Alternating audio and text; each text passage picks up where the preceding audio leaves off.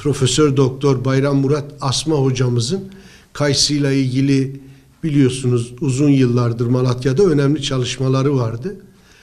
Burada bize özellikle son yıllarda iklim değişikliğinden kaynaklanan ve ekolojik bir takım sorunlardan kaynaklanan kayısıda verim kaybı yaşıyoruz arkadaşlar.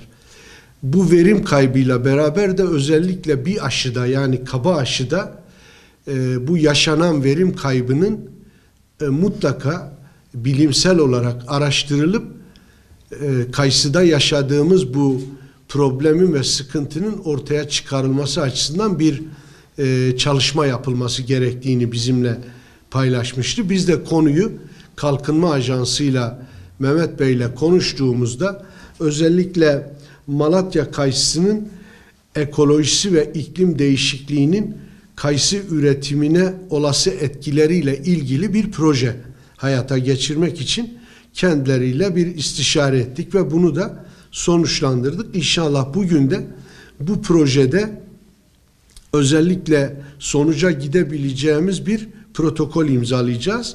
Son yıllarda dünyada özellikle iklim değişikliği adı altında yaşadığımız tarım ürünlerinde bir takım problemler yaşıyoruz.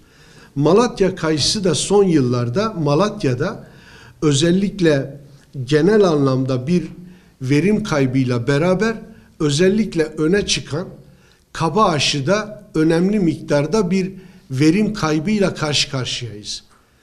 Biz de bunun mutlaka iklim değişikliğinden kaynaklanan veya ekolojik dengeden kaynaklanan herhangi bir sebep ve problemden mi olup olmadığını veya bunun dışında değişen iklimden kaynaklanan sorunlardan mı ortaya çıktığını araştırmak üzere de bu anlamda da Türkiye'de Malatyalı hemşehrimiz Profesör Doktor İbrahim Atalay'ın aslında başında olacağı bir projeyle önemli bir süreyle takibi, tahkiki ve mutlaka sahada gerçekleşen bu iklim değişikliklerinin mutlaka belli lokasyonlarda, belli noktalarda nasıl takibiyle problemin neden kaynaklandığını ortaya çıkarmak üzere bir çalışmayla Kalkınma Ajansımıza müracaat ettik.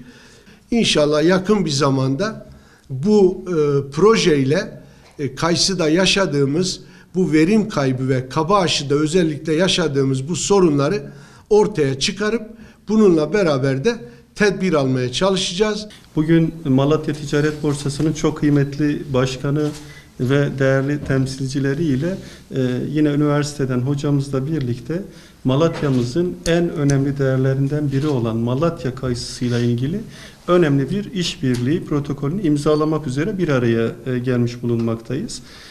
İmzalanacak bu protokolle iklim değişikliğinin Malatya kayısısına etkilerine yönelik çok değerli bir analiz, bir çalışma hayata geçireceğiz.